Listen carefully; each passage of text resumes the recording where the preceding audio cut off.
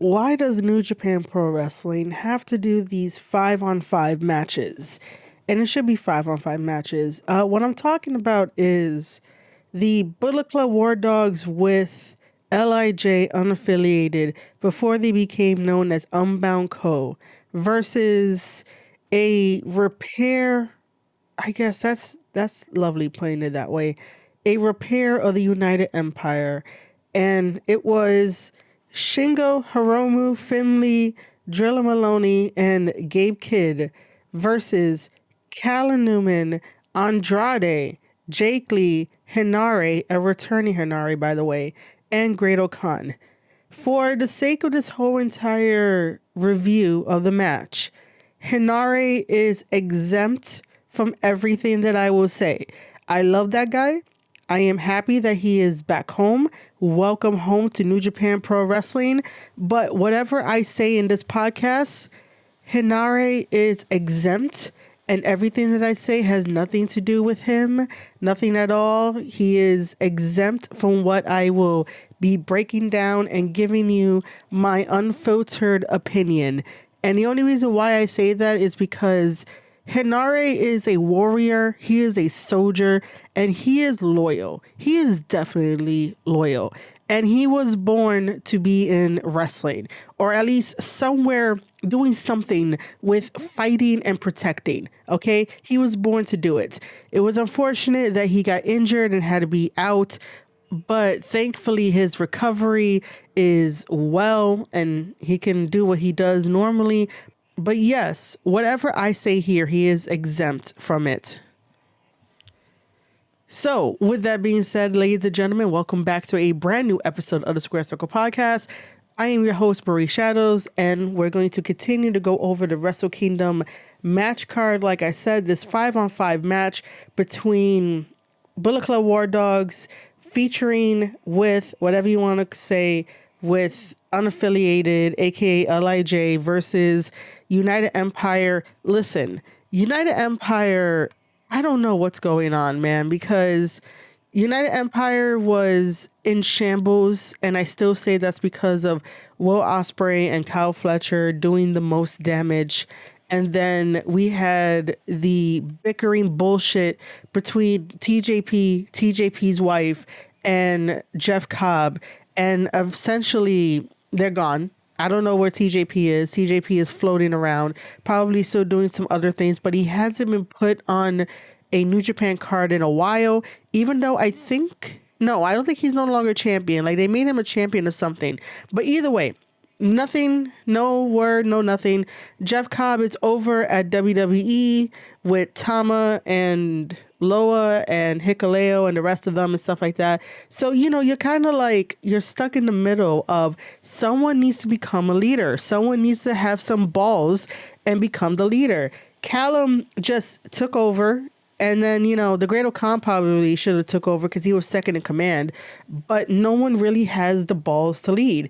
If anything, I probably would have been like, yo, HENARE, lead them, man. Lead them into battle. Lead them into victory. Let's see how this works. Like, I would have gave the reins over to HENARE. I would have did that. But that's just me being biased. However, so Callum Newman has grown since the last time that I complained about him because I don't know what they were doing.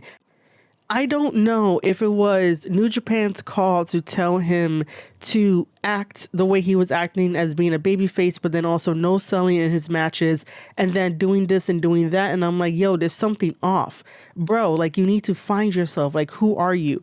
And I guess that he became more bulkier and became more heelish.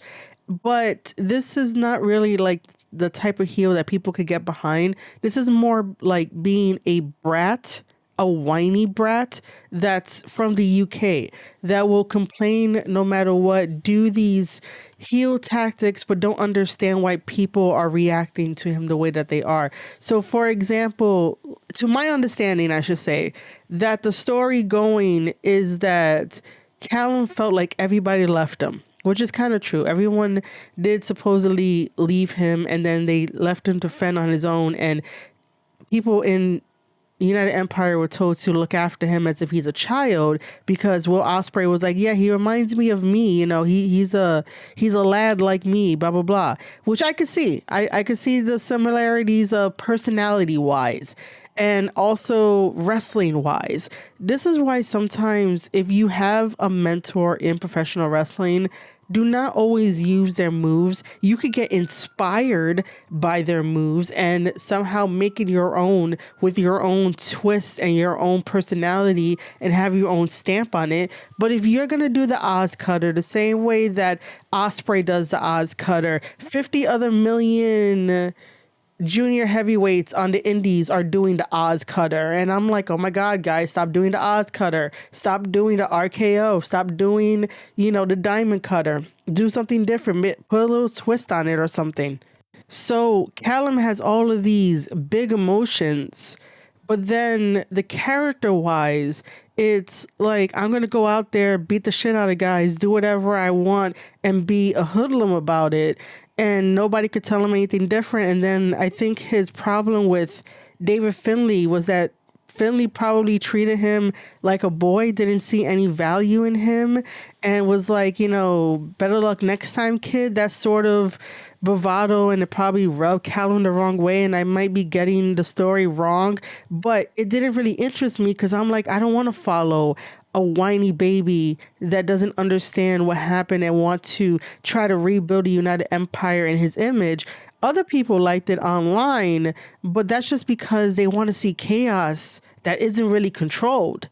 Sometimes you need to control that chaos in order to be taken seriously. And I think that's what Callum wanted, was to be taken seriously and not try to be another Ospreay clone. But, you know, you could have just said something in the beginning and not to be like, oh my God, I'm so happy to be here kind of deal, because that's what happens when you're like, oh, I'm happy to be here.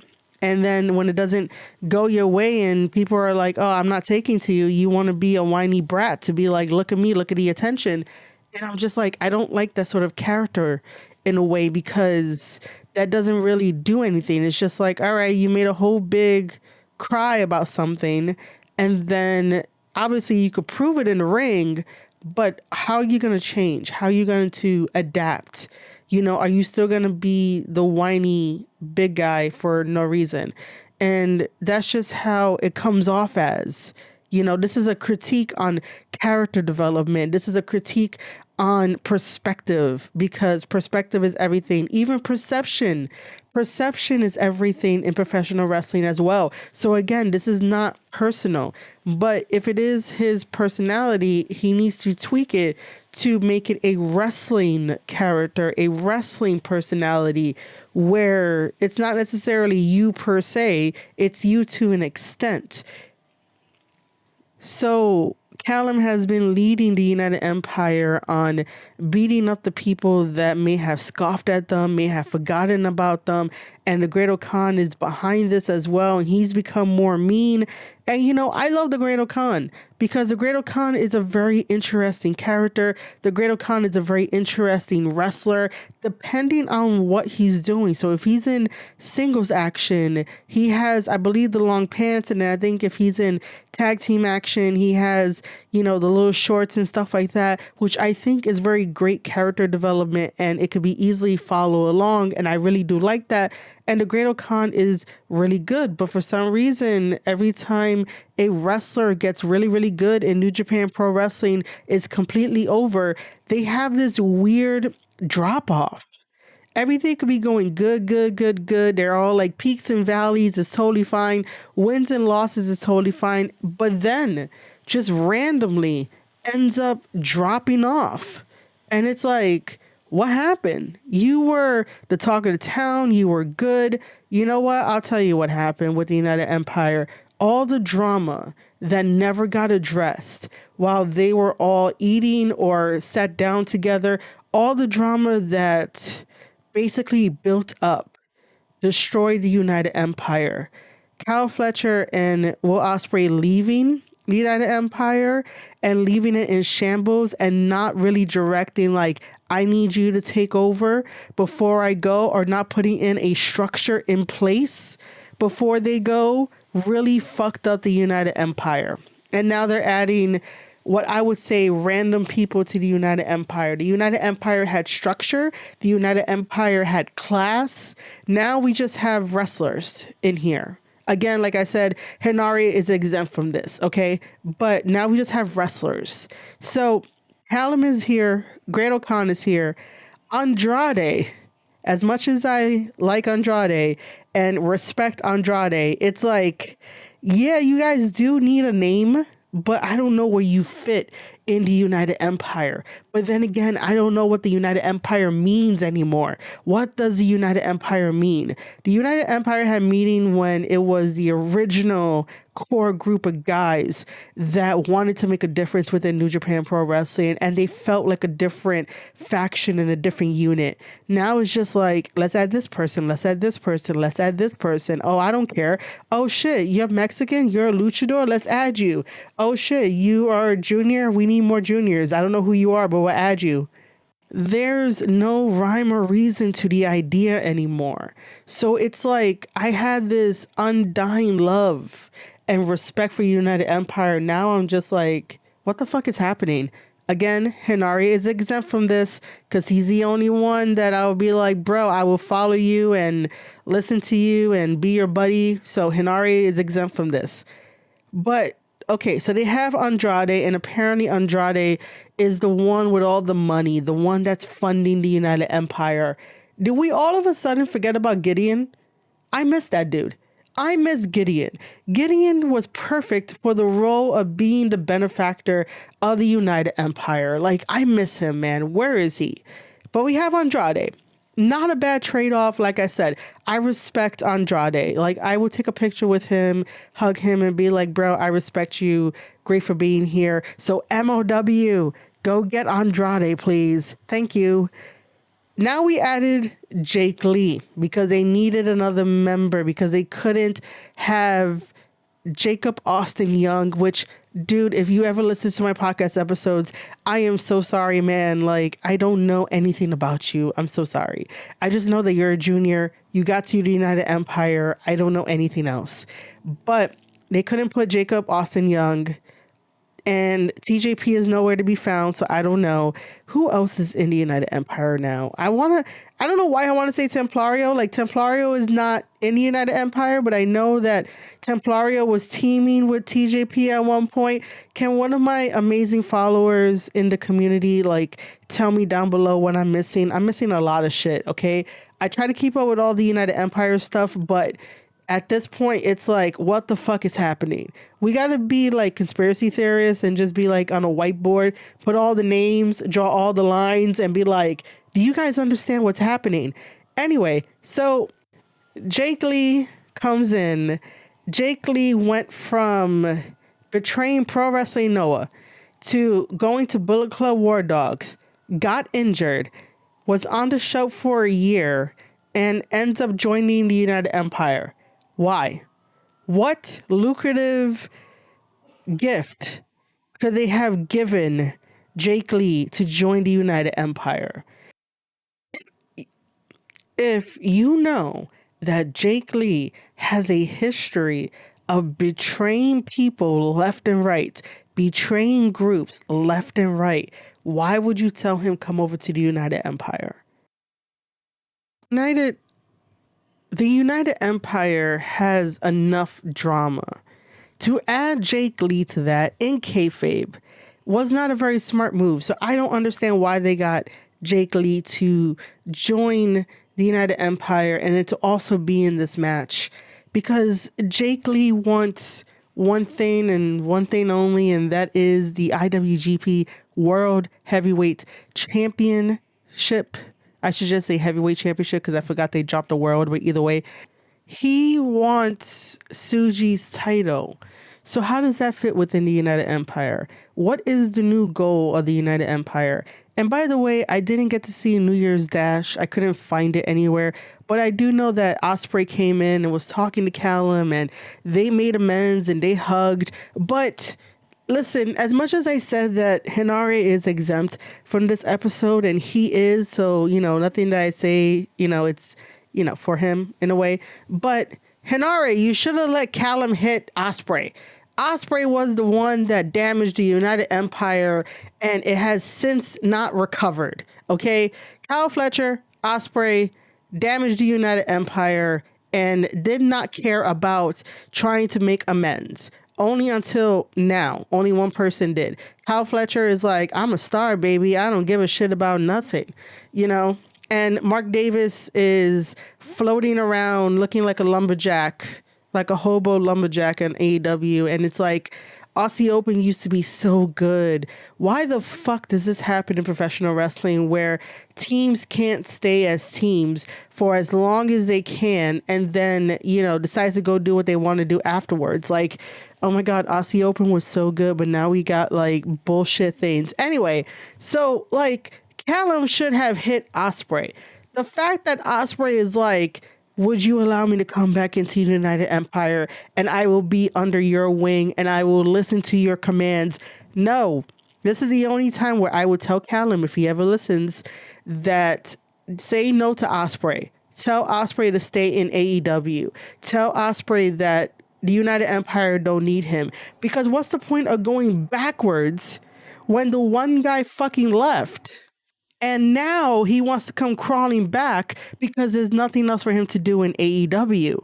Ospreay wants to come back to the one group that he made and that he destroyed at the same time. What kind of diabolical shit is that? I would have allowed Callum to hit Ospreay with the chair, because let me just roll this out for you in kayfabe, or maybe not kayfabe, or whatever the hell. But if Callum would have hit Ospreay with the chair, it would have sent a message of that Callum isn't playing around. Callum is not the baby that everyone thinks that needs to be taken care of. This is why ever since Callum came into New Japan Pro Wrestling, there's been a lot of miscommunication about his character, his role, his value. What is he going to do? Is he going to listen to New Japan Pro Wrestling? Is he going to be the squeaky clean babyface that always starts off with like Hontai and like, oh my God, I'm so glad to be here, you know, or what is he going to do? There's a lot of miscommunications. And I think a lot of that got lost in translation, and it showed through to his wrestling, because I was like, bro, you're probably better than this. But again, you're not selling here. You're not selling there. You're making it seem as if it's the indies over in the UK, when Japan is a whole nother breed when it comes to professional wrestling, but you treat it as if it was like your backyard when it's not. This is what wrestlers need to understand, that, again, when you go traveling and you get the experiences with different audiences and different styles, you're going to have to learn how to adapt. Not every single promotion around the world is going to be acting as if like it's your backyard. So just pay attention to that. But Callum has become this heel person, this person that doesn't give a shit. Like I said earlier, this like whiny, bratty sort of character that I really don't like per se. However, I would advise to keep this going. And if he would have hit Ospreay with the chair, we would have gotten more story. Even though Ospreay is recovering, you know, I get it. Optics really bad, whatever. But you can swing the chair at Ospreay in his ass or his thigh or something. It doesn't have to be his neck, you know, but it will send the message of, boy, you left this group. You left it damaged. And then all of the bad baggage never got really talked about, and it had to be aired out online for everybody to see. And it's like, no, we don't want you back here. This is going to be a new direction under Callum Newman. And that's what it should have happened, rather than being like, oh my God, we're going to hug it out, guys. We're going to hug it out. No, whatever happened to urgency in wrestling, whatever happened to good storytelling in wrestling and standing on your morals and your beliefs and your foundations and whatever you hold dear to your convictions. That's the word I was looking for, convictions. Does no wrestler stand on their convictions anymore? So again, let's play this out. You as a human being has a lot of emotions. We could feel anger. We could feel sad. We could feel happy. We could feel a lot of different things. And if someone has crossed the line and fucked you over, wouldn't you be mad? And I know that we're not supposed to hold grudges or have judgments, but fuck that. This is professional wrestling, where you're supposed to tell a story, get people immersed, and have a good storytelling ability and also having like, you know, a moral to the story, the obstacle. You know, Callum Newman has all of this pent up anger and he doesn't know how to officially control it. So he does the chaotic thing and he's also angry at Ospreay.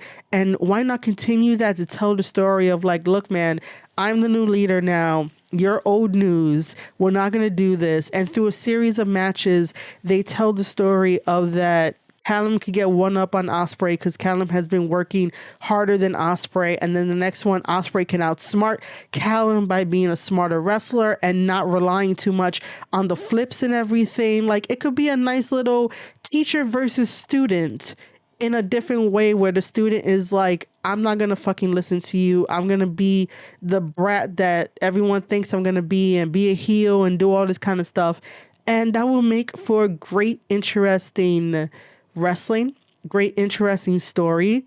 And definitely it will be sold out venues in New Japan Pro Wrestling. They could even jump this over to AEW to give AEW something else, because it seems like once you play all the greatest hits in AEW, that is your ceiling. There's nothing else for you to do. Why else would Ospreay be like, I want to come back to the group, guys. I don't know what else to do over in AEW, but I want to come back to the group. Would you guys have me? Like, you're groveling at what? What are you groveling at, bro? You, like I said, you built the United Empire. You brought it to glory, and then you and Kyle destroyed it at the same time. And TJP and Jeff Cobb helped with extra destroying it. And then it was in shambles. And then now Callum has to pick up the pieces that were given to him unjustly that should have never been landed into his lap. And this is what the United Empire is now. Something that I really cannot tell you exactly what it is anymore, which is very unfortunate because I am a huge supporter of the United Empire. The initial makings of the United Empire, a huge, huge fan and a huge, huge cheerleader of like, you guys need to watch the United Empire. Now I'm like, what the fuck is the United Empire? And as I say that, HENARE is exempt from me saying that question, because HENARE is like the only fucking sane guy there is, whether you agree or not. Because fans are fans and sometimes wrestling fans are stupid and all they want to do is be an activist and be like, you can't hang out with this person, go fuck yourself. Anyway, HENARE is the only sensible guy that I'm like, bro, what the fuck? Anyway, like I said, HENARE is exempt from this. I want to see where the United Empire goes, but I don't really have that much faith in the United Empire. The only person that I have faith in is HENARE. And whatever HENARE decides to do and whatever he decides to go after, I will be cheering him on. But everyone else, I'm just looking at you guys like, what the fuck are we doing? Anyway, I know I talked a lot about the United Empire and not too much about Bullet Club and unaffiliated. And that's because, again, it's the same kind of, they're in the same sort of parallel universe here where both of these teams are floating around. Bullet Club is floating around, which is kind of weird because they were on top of the mountain and then all of a sudden, like I said, they just dip off. They just go down. And it's like, what are we doing, New Japan? LIJ is a very different circumstance because the one biggest wrestler and then the second wrestler, so Naito and Bushi left and then LIJ is all in shambles. And I'm like, this is Tsuji's chance to take over LIJ, because Tsuji was like that in the beginning. He was like, hey, I'm joining LIJ because one day I'm going to take over when you're gone, Naito. And guess what? Naito was like, yeah, I'm not signing with the company. I'm going to go my separate ways. Bushi is coming with me. I don't know how that conversation worked. But regardless, Naito left. And Tsuji didn't do the shit that he said he was going to do by taking over LIJ. Even if it didn't feel right, you say you wanted that spot, go take that spot, go do what you said. Because if I had said, hey, I'm in this group because one day I want to take it over and the leader left, I'm taking over. I'm going to be the new boss in charge. So these two teams are just floating around doing nothing. floating around, not making anything interesting, just biding time. You know, United Empire wants to be taken seriously again. I know Callum feels like he wants to be taken seriously. And Bullet Club is just turning babyface and phoning it in. And Gabe Kidd is going from New Japan to AEW back and forth. Like, eventually just give us the All Elite banner graphic of Gabe Kidd has signed. Drilla Maloney is teasing whether he's gonna go to WWE or not go to WWE or whatever it is. You know, Finlay is gonna be Finlay. We're not gonna know, but whatever these guys do, I am going to support whatever they do. And also with Clark Connors, he might end up going to AEW, but who knows? I don't really like to talk about contracts, but I just wanted to bring it up as another thing to think about. So let's get into this match. Basically, it's an all-out fight. Every single body is doing their own thing. It's tagging in and out. It is twisting corkscrew, Andrade with the crossbody and kickouts and spinning back elbows from Andrade. Andrade was doing pretty much the same damage that he always does. A DDT to HENARE from Shingo, a suplex, a drop kick to HENARE, elbows, double teams, tiger bombs, running boot, drop kick to Finlay by Callum. Finlay and Callum had their own little exchange. We get a stunner or getting stunned by Jake Lee, Hiromu and Finlay becoming a little mini of a tag team. A double big boot to Drilla, a spine buster to Andrade, the Drilla Killer on Callum. Finlay throws Hiromu into the wrestlers and Hiromu suplexes Finlay onto the guys. Now, here's where I'm going to take a little mini pause because I remember, again, on commentary, Walker needs to stop doing that shit of, oh no, not like this. And I know I keep saying that phrase over and over again, but there's just a particular instance of when he's reacting to these wrestlers.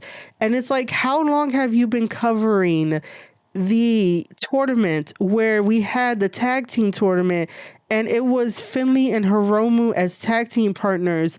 And because Finlay and Hiromu have to play it up as not liking each other to a certain degree because Bullet Club War Dogs is working with LIJ unaffiliated at that time, how many matches have you called where you saw Finlay pick up Hiromu to do a tag team move and use Hiromu as a human weapon? And how many times have you seen Hiromu do something with David Finlay as a tag team move and use David Finlay as a human weapon? But you still want to call the action as if like they're not supposed to do this because they're on the same page. They're on the same team. They're a tag team in this 5-on-5 match. But again, how long have you been watching this? And you still want to act like, oh no, they're turning on each other. Oh no, they're using each other as a weapon. Like, we know this. It shouldn't be a surprise that they're doing this, or they should not be doing this. I'm telling you, man, the commentators of today have that indie American style commentating where it's like you're telling somebody, no, you can't do this. But we've been doing this forever. This is our gimmick. Our gimmick is to act like we're coexisting, but we don't like each other. So I'm going to use him as a human weapon. No, you can't do that. You guys are a tag team now.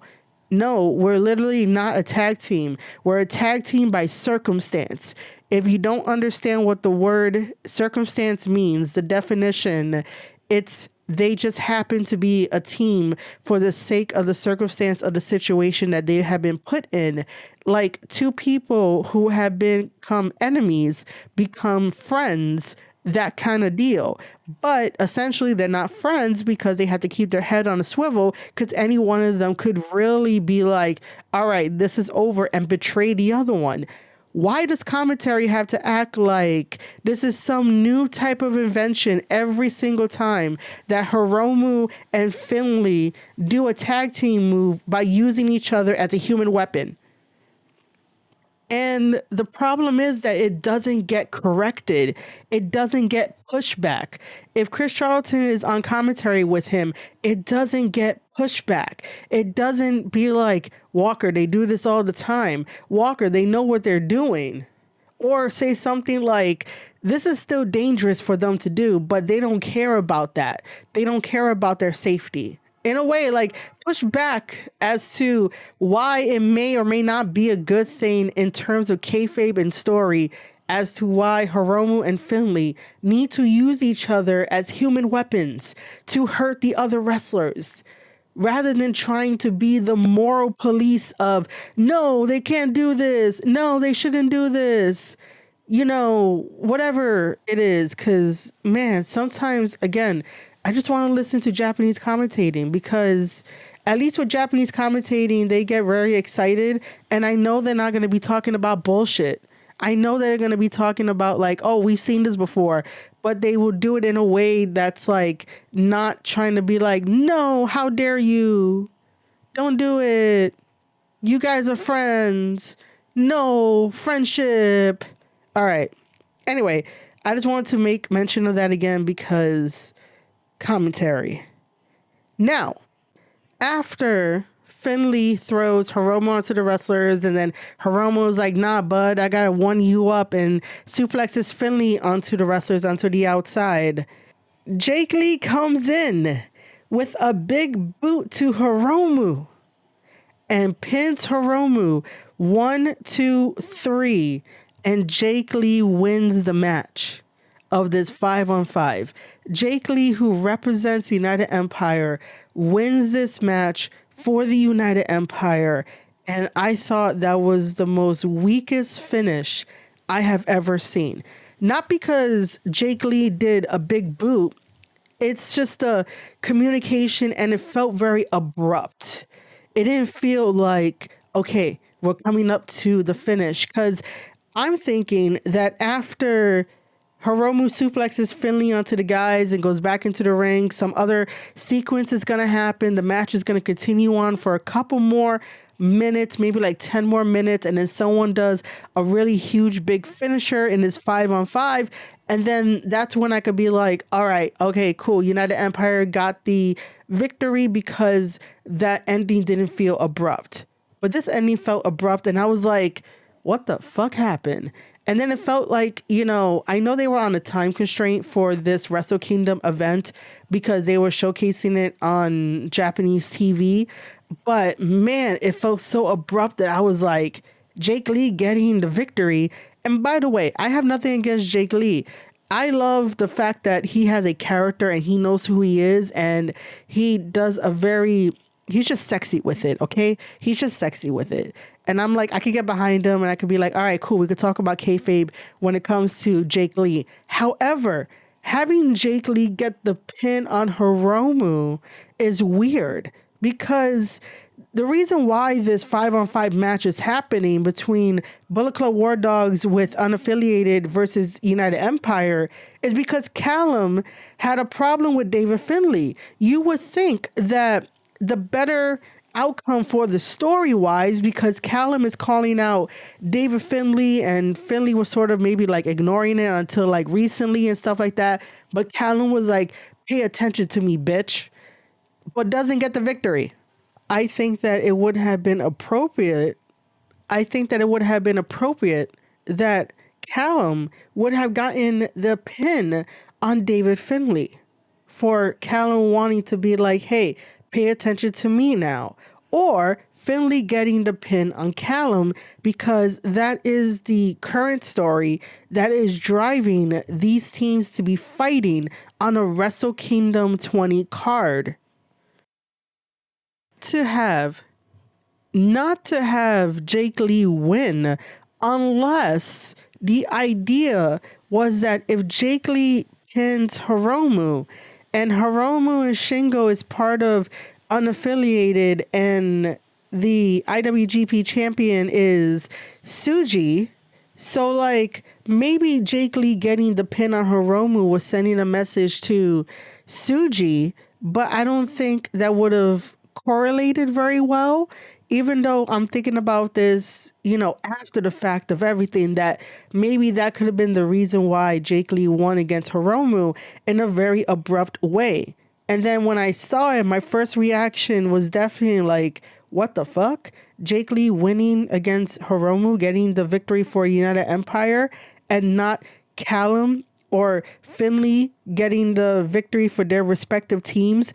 Because like I said, this story going into Wrestle Kingdom 20 was pushed by Callum. So it's like, come on, New Japan. The layup was right there for New Japan Pro Wrestling. This is why New Japan needs people to oversee certain things and be like, hey, for the sake of this story, because we're running with this story, we're going to have these two end up meeting at the end, have a big finish. One of them is going to go over, and then we could continue onto the next day, because we could do this story, that story, this story, that story. And, it just didn't make any sense for Jake Lee to win the match. And then the big surprise that comes out at the end that gets no pop, no nothing, and just falls flat. And that was really bad. I don't know who gave the approval, but if I was backstage and I was the agent for this match, I would have been like, no, we're not doing this. You can be a surprise entrant in like New Year's Dash. You could come out in New Year's Dash in support of United Empire, but Francesco Akira came out in a black hoodie with the hood up, and I believe he was wearing a mask, maybe not wearing a mask, maybe wearing a mask. Like, I don't know. I didn't put that in my comments. But he comes back and super kicks Hiromu as if like that's supposed to be an exclamation point of something, like, oh my God, who is this masked person? And then when he reveals himself, he has this smile, and everybody in the ring is like taken aback of like, what the fuck is happening? And then I think he mouthed like, it's me, guys. And Francesco Akira is the mystery opponent in the black hoodie that super kicked Hiromu. And it's like, it's me, guys. Hi, how's it going? You guys haven't seen me in forever. And I'm like, why? Why did they choose to do it this way? Like, no reaction, no pop, no nothing. It was one of those moments where it's like, hey, friends, don't forget about me. But then you forget that you need a pop also.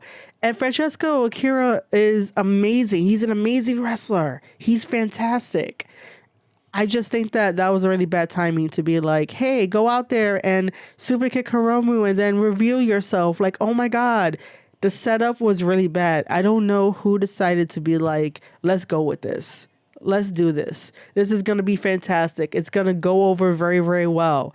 Nah, it's not. It fell flat. It was really bad. And I'm like, I could have done a better type of roadmap for this, for the lack of a better term. All right, ladies and gentlemen, now it's your time to tell me your thoughts down in the comments below. I will be reading, reacting to it, whatever the case may be. Just know that if you are a Spotify listener, you can leave a comment on Spotify and participate in the polls, which is really, really cool. I always encourage my community to participate in any of the comments, polls, or anything like that to leave your thoughts. Just be civil about leaving your thoughts. That's all I ask. You don't have to name call. You don't have to get very, very emotional with it. But just be very civil if you decide to leave any thoughts and comments. And make sure to share it out with a friend. Like, subscribe on YouTube. Like, subscribe, follow on the Spotify channel. If you're over on Substack is a newsletter. So that's also fun too, to leave a comment. I'm also on Rumble. I'm on Twitter. I'm everywhere. The links will be down in the description below. Also on patreon.com/Marie Shadows. More content is there. And I'll just see you everywhere in chat, right? I'll see you in chat. All right, ladies and gentlemen, you have been listening to an episode of the Square Circle Podcast with your host, Marie Shadows. And I'll see you guys on the next one.